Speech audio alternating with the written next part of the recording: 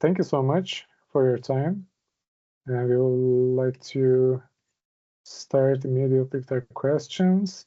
First of all, what inspired you to write AI for communication?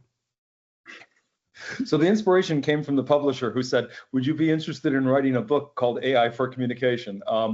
But they asked me because I had been really thinking about how artificial intelligence not only could transform the field of communication studies and the experiences we have with communication, but that if we're really serious about what artificial intelligence is and where it comes from, if we go all the way back to Turing's 1950 paper, Computing Machinery and Intelligence, we realize that communication is already the benchmark of intelligence.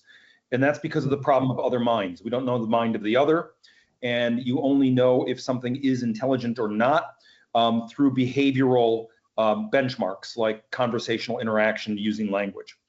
So for the longest time, we've taken the fact that the machine could or maybe could not use language as a sign of intelligence. But that might be going too far. It might be able to use language without there necessarily being intelligence behind it. That's a guess that we derive based on the communicative behavior, because everything we've known up to this point that is able to speak and use language is something we have judged to be intelligent. So the connection of communication and intelligence is beginning to be pulled apart by artificial intelligence in ways that allow for some critical thinking about the relationship to the one to the other, whether it's cause and effect. And as a result, I had theorized, I don't know, about a decade ago, that really AI is a communication science. And if the field of communication missed out on looking at AI seriously as a subject matter for their own evaluation and examination, it is well past the time that we need to get back on board and recognize that those of us who work in the field of communication have something to contribute to the current understanding of AI and its social impact. So that's really where the book came from and why I set out to write it. So like as AI systems increasingly take part in human communication, like from translation to chatbots to social robots, so should we evaluate them on their intelligence claim or on the communicative effects they produce in practice, and how can we do it? Yeah, so you can probably guess what my answer to this question is already from what I just said. Yes. I think the focus should be on the communicative effects. I think deriving judgments about intelligence from that is something that is going maybe beyond what is empirically available to us. What's empirically available to us, if we're good phenomenologists, is that these things talk. These things use language and they interact with us in ways that are seemingly indistinguishable from the way that human beings interact with us. But I think when we focus on the communicative impact and behavior, that doesn't mean we're missing out on what makes these things important, because of the fact that they can use language and communicate with us. They start to play a role in our social environment. They start to take on certain positions in our engagement with what we call our community, and enlarge it in ways that over time really force us to confront some of the expectations we have for human exceptionalism. The human being has always said we are the animal with language and therefore we're special. And over time, we've recognized that maybe animals are also members of our moral community, and we need to recognize their importance in our world. And this is just this sort of expansion of the moral circle, as Peter Singer talks about it. And I think as we look at communicative AI, we are being challenged to think about the communicative behaviors and the communicative consequences of machines that use language, and what that does to our understanding of ourselves, our world, and the community that we build. And in the context of AI, how should we understand deception? As a matter of true versus false, or as a complex spectrum that actively shapes the way machines and humans communicate? Yeah, this is a good question, because I think we often think about deception as a simple binary. Something is either truthful or it's deceptive. And if it's deceptive, then there's a problem there with regards to vulnerability, manipulation, and things like this. But there is a lot of deception that we allow ourselves to have. Think, for example, when you go to a movie or you watch a TV show, you are being deceived by the actor who is playing the role of a character. So if you have a character who's playing, there's a new movie out by Agnieszka Holland called Kafka. So you see someone on screen playing the role of Kafka. Well, that's not really Kafka, right? And you're, really agreeing to be deceived by the actor who's playing that role. And we're complicit in that deception. So I think it's better to think about the range from truth to deception as more of degrees, and that there are malicious forms of deception where someone is setting out to maliciously exploit a vulnerability or manipulate you. But there are forms of what Simone Natale calls banal deception. Deceptions that we allow ourselves in order to engage in social interaction. A lot of human sociality is really admitting to and being complicit in forms of deception that we allow ourselves to not only tolerate, but actually in many cases enjoy. And fiction I think is a really good example. Fiction could be seen as deception. Plato thought it was. At the end of the Republic, Plato says we should get rid of all the deceptive artists, kick out all the artists who make images and all the poets and all the fiction writers. But that's not the kind of republic we want to live in. And banal deception, I think, is something we've got to get serious about and recognize that it's not really a simple either or, but it's more of a matter of degree. And what does the rise of social robots reveal about the conditions required for communications? Like, are carefully crafted illusions of sociality is sufficient to sustain communication? Yeah, this is, I think this follows very nicely from the previous question. I think that so much of what we attribute to the social robot is partially due to the technology, but also it's very much due to the social circumstances in which the robot is situated and the way in which it pushes our anthropomorphizing buttons and gets us to project into the device mental states and emotions and other kinds of things that really necessarily aren't there, but nevertheless make it easier for us to interact with it and make sense of it. We anthropomorphize all the time. We anthropomorphize each other. I don't know what is going on inside your cranium. You don't know what's going on inside my cranium. And therefore, we take our experiences and project them onto other people as a way of making sense of their mental states and sort of closing that gap of the other mind's problem. We also do it with animals. We anthropomorphize our pets all the time. We come home after a long day of work. Our dog greets us at the door. She's wagging her tail, and we say, "Oh, she's happy to see me." How do you not know that in the dog's brain, the dog is thinking, "Oh, the food vendor is home. Thank God, I'm really hungry," right? That wouldn't be as satisfying for us, and therefore we project this state of love on the dog that comes out of our experience of love, and is not necessarily what the dog is experiencing of love. And we do the same with our artifacts. People name their cars, they personify their musical instruments, and we do these things with social robots. So I don't think this is a bug. I think it's a feature. It's a feature of human sociality. And instead of saying either don't anthropomorphize, it's bad, or do anthropomorphize because you have to, I think we got to think about managing it effectively and managing it for our sakes. In other words, when we manage it well, we create good social environments for ourselves, our children, and those around us. When we mismanage it, I think we get into trouble. And therefore, we have situations where anthropomorphism can start to look like a threat as opposed to part of a social interaction. So I think management is really what it's all about. And how should we approach AI-generated texts that lack an identifiable author?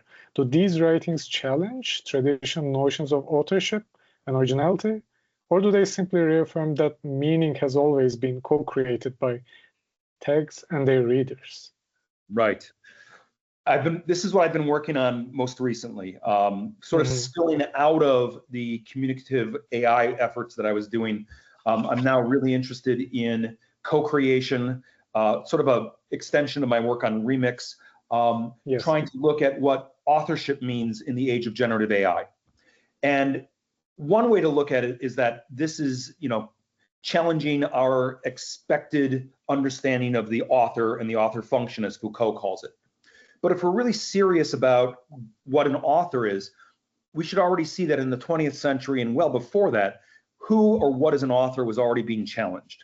Roland Barthes wrote the essay Death of the Author. Michel Foucault has a very nice essay called What is an Author? And in that sort of literary theory effort, these individuals were thinking about how authorship is a cultural construct, how before the modern period in Europe, before the Cartesian understanding of the individual as the site or seat of reason, before all that happened, you did have people producing artworks, but they were not considered authors. One of the good examples here is in medieval painting. The author never signed, or the artist never signed his or her work, because they were not considered important. What was considered important is the work they did on behalf of the patron, or for the church that they were supposedly, working on decorating, things like this. We don't begin to sign things with the author's name until after modernism, after this notion of the individual as what Kant called the artistic genius. But I think with generative AI, we're cycling around to the pre-modern period and seeing how we are once again being challenged to question what an author is, and this idea of authorship being vested in a sole individual human genius rather than distributed across networks of interacting components. And again, we have precursors to this. You think of Andy Warhol working in the factory, where Warhol was sort of directing a number of apprentices who did actually all the screen printing that he had utilized for his artworks. So it wasn't like Warhol was doing everything himself. He was actually, directing a lot of other assistants. And you think of collaborative artworks like the opera or film, where it's many hands involved in creating the final product, and putting your finger on the one artist who is solely responsible for everything is very difficult because it's disseminated across this network. So now we have a situation where the AI is able to play the role of the apprentice or the assistant or a co-collaborator. And when you start prompting and writing with the AI, it very quickly becomes indistinguishable where the human ends and the machine begins. And so you have this kind of multiplicity behind the text that is no longer just the sole human author. I think if we're really honest with ourselves, we have to recognize that authorship has always been a contested term. The idea of author is historically contingent and connected to a very particular time and place in human history. And that if that way of doing authorship seems to be threatened by AI, it's really because it's already been threatened. And it already was a kind of exception as opposed to a rule. And our challenge right now is not to, I think, retreat to where we were and sort of do what the copyright offices in the US are doing by saying it must be a human being in order to be an author. There's no other option. I think we have to recognize that multiplicity and multiplicity with machines is really what authorship is all about in this postmodern era, and getting comfortable with that, but also developing critical reading apparatus and critical viewing apparatus so that we understand that it's not a sole human person speaking to us through the text, but it's rather the text encountered by us as consumers and readers and viewers that reveals all kinds of things to us, and that, as Barthes says, the death of the author comes at the expense of the birth of the reader, and we are living in the birth of the reader. If dada, hip-hop, and remix were artistic disruptions built on sampling, does generative AI use of statistical abstraction mark just another disruption, or a radical break needing new ethical and legal frameworks? You already mentioned. Yeah. You guys have all the right questions. I love these. Thank you. Because I mean, that's where I'm at. I'm connecting Remix to generative AI because I think Remix is one of the best prototypes to understand what we're going through right now with generative AI. And it's because if you look at what is happening with creativity right now, writing is now looking more like hip hop. You're now working with the machine in ways that the hip hop DJ was working with the turntable 4 decades ago when hip hop all began. So I think there's very good comparisons here. Some people have argued that generative AI is just remix on steroids. And there's a way in which that makes sense. It takes the practice of sampling and remixing and says, generative AI is just more of the same, just sort of turned up to 11 and, done with a little more capability and a little more efficacy. But I think we've got to look at this in a more technical and material way. In remix, the fundamental unit is the sample. And the sample is either something scratched out on a turntable in real time, or it is a digital sample that's stored in some form that can be manipulated on a computer. A sample inevitably bears a resemblance to the original source material from which it was derived. So that if you get a drum beat from a James Brown song, the drum beat that is sampled is recognizable. The funky drummer that has been sampled again and again and used in so many hip hop compositions is precisely that. When people hear it, they know it's sampled from James Brown, and that connection is made directly through the materiality and the experience of the sample. And that's part of the enjoyment of what makes remix fun, right?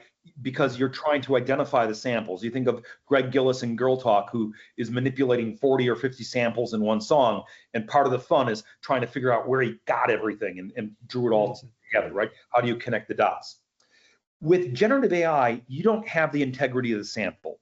So if you are seeing an image generated by DALL-E or by Midjourney, you're not going to see remnants of the source material in the actual composition.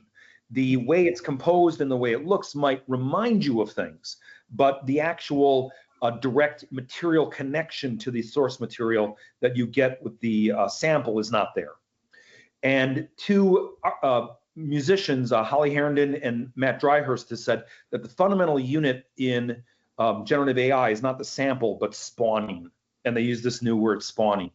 And the idea being, when you train a large language model or a diffusion model on all these different images or videos or text, you're not sampling the source material. What you're doing is you are creating the ability of the model that you're training to spawn various instances of previous produced content in all kinds of reconfigured modes.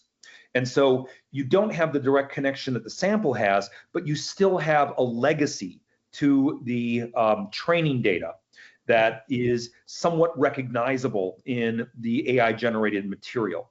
And I think the challenge right now for a lot of us working both in the theory and the practice of creativity is to figure out what is new about spawning that makes it different from the sample, but also what carries over from remix that we can utilize to help inform the way we make sense of generative AI and its contributions to human creativity. So I see it as a continuation, but a continuation with a difference. And this goes back to something Deleuze said, which I think is true about remix from the beginning. Remix is indeed about repetition, but it's about repetition with difference. And we're trying to figure out what difference generative AI makes and how is that different from remix, but also how is it a repetition? And where do we find the difference in the repetition that we can, sort of work with both as practitioners, but also as theoreticians? Mm-hmm.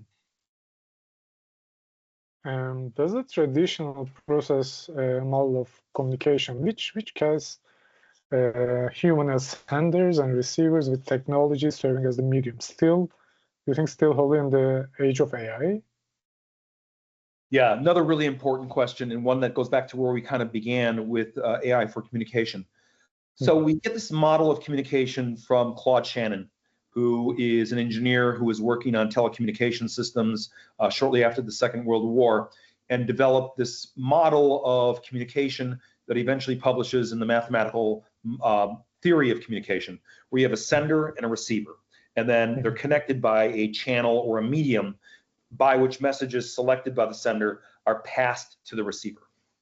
And Shannon's theory becomes very popular, mainly at the hands of Warren Weaver, who published a big introduction to Claude Shannon's paper, and then published with Claude Shannon this mathematical model as a book that is now utilized not only by engineers in communication science, but also by social scientists working in communication studies.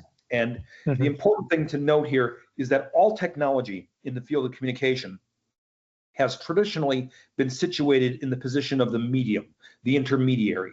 So you think of a book as a way for an author to speak through the book to the reader, or you think of radio broadcasting, where the music you hear comes from the band in the studio playing through the radio to get you, the listener, to connect with them instead of seeing them live, etc.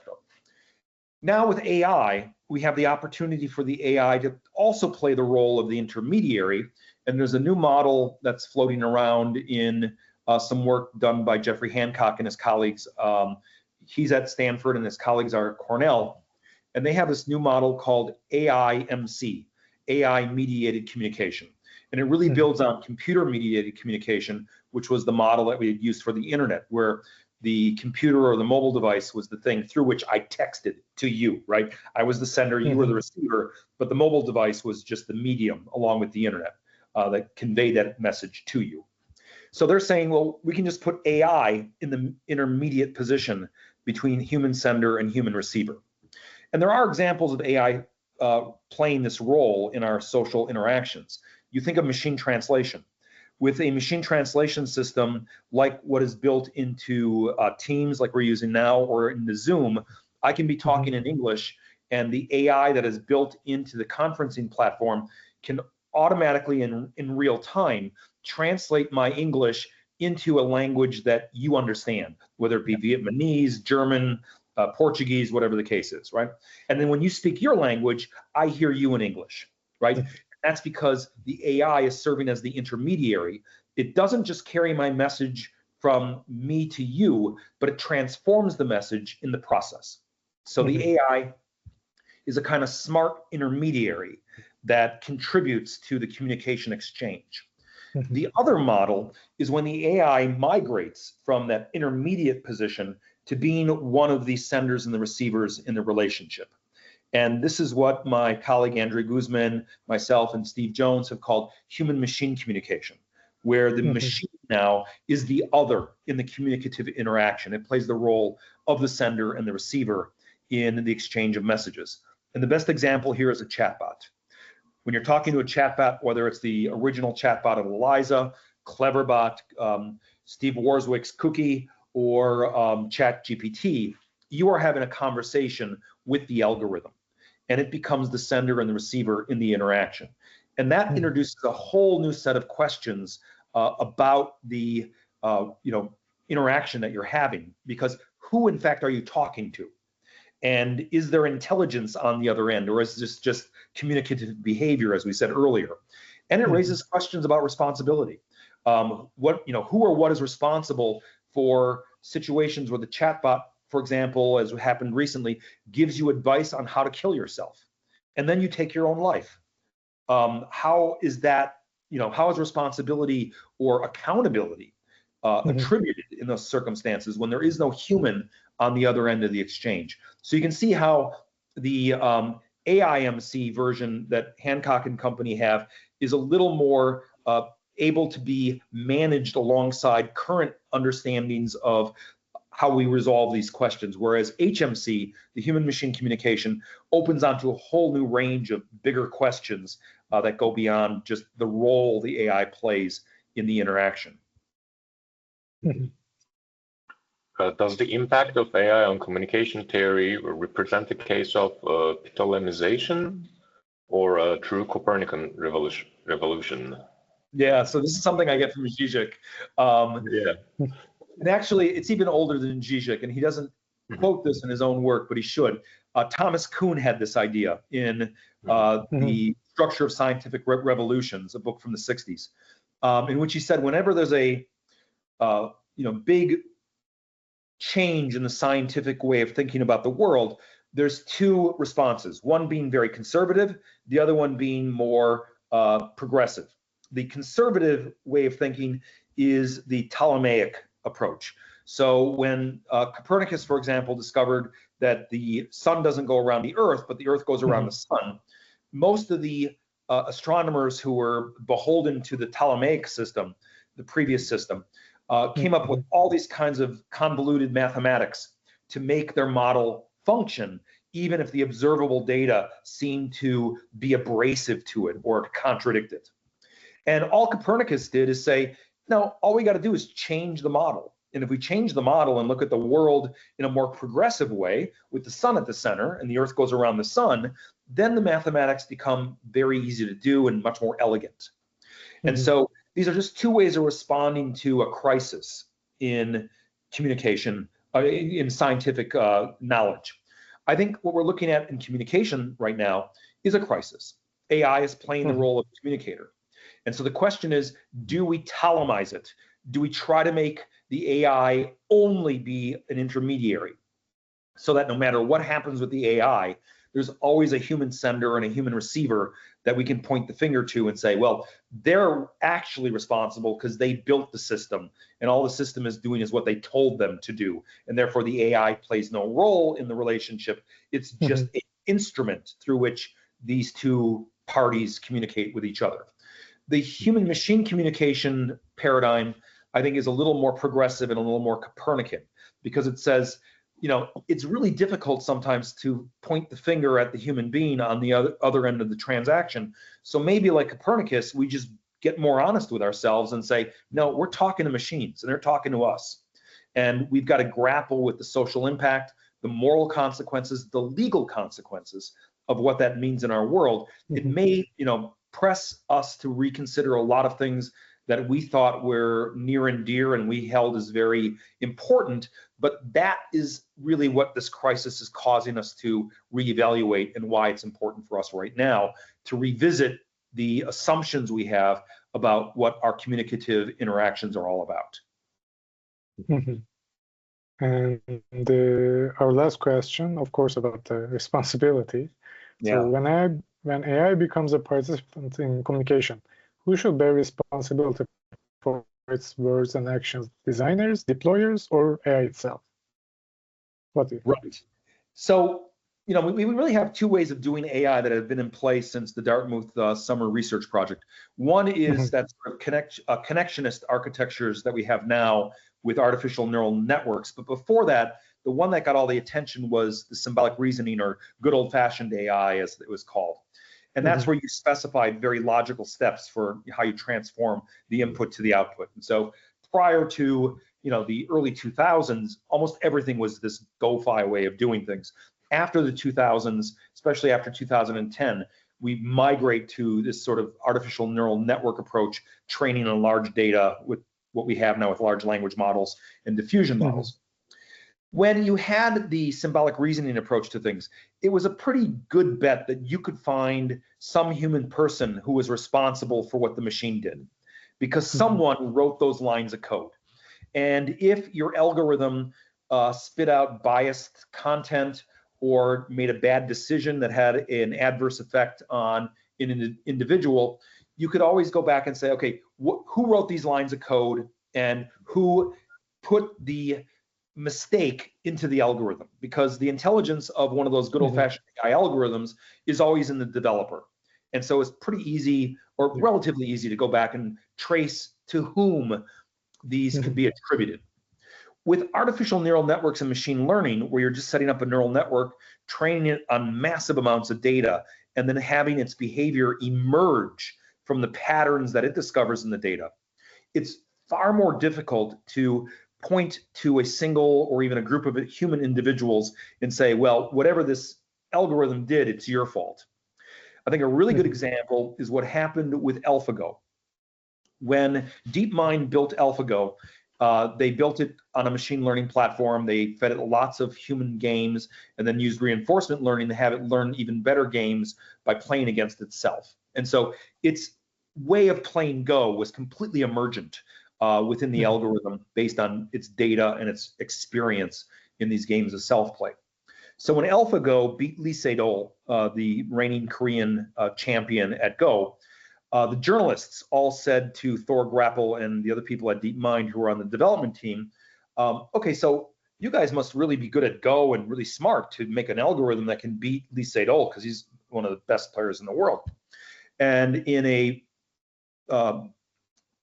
soundbite that Thor Grapple gave to Wired Magazine and that they published, Thor Grapple actually said, well, we don't know what happened. We don't know why it did that. We were as surprised as you were because all we did is set up the neural network, train it, and then what it did was out of our hands.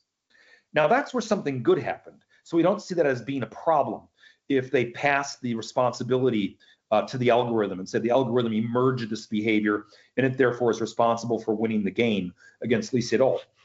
But what happens when something goes wrong? Like you have an algorithm that denies a loan application from an individual based on demographic data that turns out to be prejudicial and biased.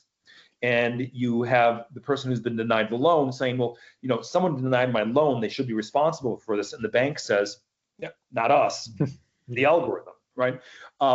Air Canada tried this recently.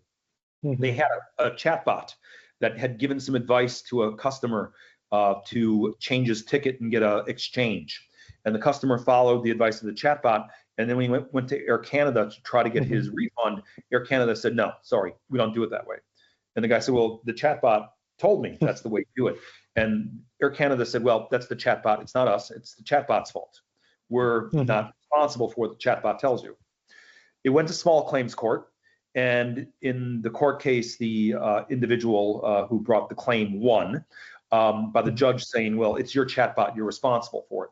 But you can bet this is not the first or the last time some major corporation is going to try to blame an AI, a chatbot, a robot for some wrongdoing that they want to use as a liability shield. They already do this with human beings and subcontractors and other people involved in the supply chain. So as soon as the AI is in the supply chain and it's participating in decision making, the responsibility is going to be passed around to these many hands in ways that will inevitably land in the lap of the AI. And this is where lawyers are going to have a field day as they try to figure out how we are going to assign responsibility, especially legal accountability for bad outcomes with AI.